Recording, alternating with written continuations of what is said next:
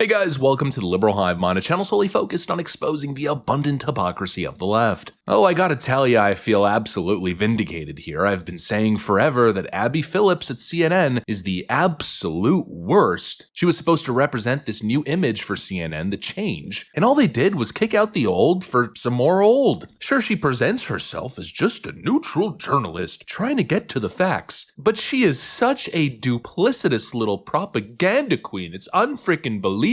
So much for the face of reform. And you know what? She was the first to discredit it. After CNN's new ownership group came in and they were saying, we're going to try to do more neutral journalism. We're trying to create a new chapter here for CNN. Then they promoted this chick and she opened her mouth like twice. And it was obvious that CNN was not serious. I mean, this is the person that they put in the chair. Sure, they brought on Scott Jennings, but Scott Jennings has to deal with her and her antics on almost a nightly frickin' basis. She is not a neutral journalist. She's not a mediator of discussion. No, all she ever does is engage in opinion. And, well, partisan Democrat opinion. And now here she is again. I mean, really not even hiding it at this point. Abby Phillips hits us with a full-on partisan opinion segment. She's so flustered and offended by some of the things that President Trump is saying, and so she decided to dedicate an entire segment to her absolutely ignorant opinion and take on this issue. We're talking about the reforms that President Trump is now trying to do at the Smithsonian museums. Well, Abby Phillips really doesn't like it. Let me show you guys exactly what's going on and why the argument is so trash. We got some stuff to get into, so let's roll the tape. Alright folks, so take a look at this segment. We've got Abby Phillips pearl clutching over President Trump's latest comments and actions relating to the Smithsonian museums. Last week on this show, a guest shocked the table by arguing in part that slavery in America can't just be blamed on one race, and that museums put too much focus on the role of white people who participated in that terrible institution. And now tonight, that same argument is being pushed by the President of the United States. Donald Trump says that one of the reasons for his crackdown on Smithsonian museums is, quote, everything discussed is how bad slavery was. What we try to do on this program is create a platform for discussion and debate that reflects the very real differences that exist in this country. It's what echo chambers in our society fail to do, frankly. But on this topic, it's important to say objectively, slavery was indeed bad. It was evil.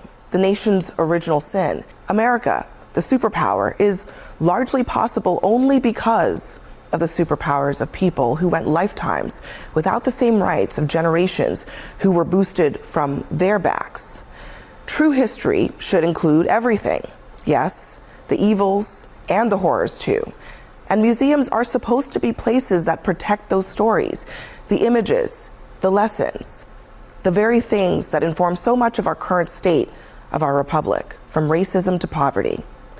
No matter how painful or, in the president's words, how horrible the lesson. So basically, President Trump is suggesting that we should reform how the museums present American history, specifically relating to slavery. And in typical Democrat fashion, the moment you suggest any change, or if you suggest that there's been any nefarious activities relating to the presentation of American history relating to slavery, well, that's the moment Democrats identify a controversial issue and they immediately disassociate from the actual fact-based conversation. They get hyper-emotional and claim more racism or some sort of like insensitivity from the other side. Why would Donald Trump ever want to do this? Oh, it's so unacceptable. It's unbelievable. But is it really? Let's ask the question why. The answer is actually very simple and it's logical and it's rational. Because right now, they've completely adopted the 1619 Project's propaganda. This presentation, this view of history that frames white Americans as uniquely evil, solely responsible, and morally cursed forever because of what they did to black people in America. And well, the reality is,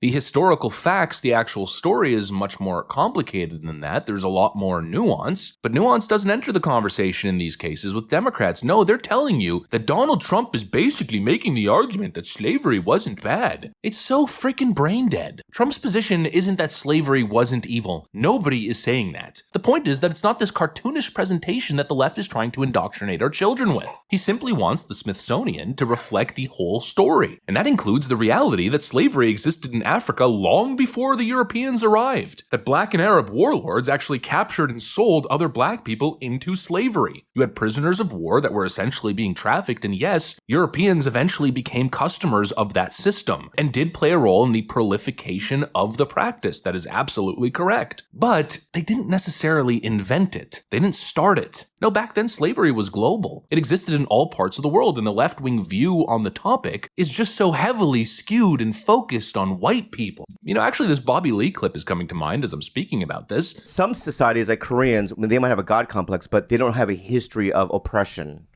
another group of people. You don't think Asians had they didn't oppress? Koreans didn't have slaves. We didn't fly. Did Koreans have slaves? Yeah, Google that. Yeah, because I think that's fucking wrong. Somebody built them pyramids. It wasn't just somebody like, we're going to go. Korea had the longest unbroken chain. Korea had the longest unbroken chain of slavery of any society in history, spanning 1,500 years. Off. That's not what it says. Korea had the longest unbroken chain of slavery of any society in history.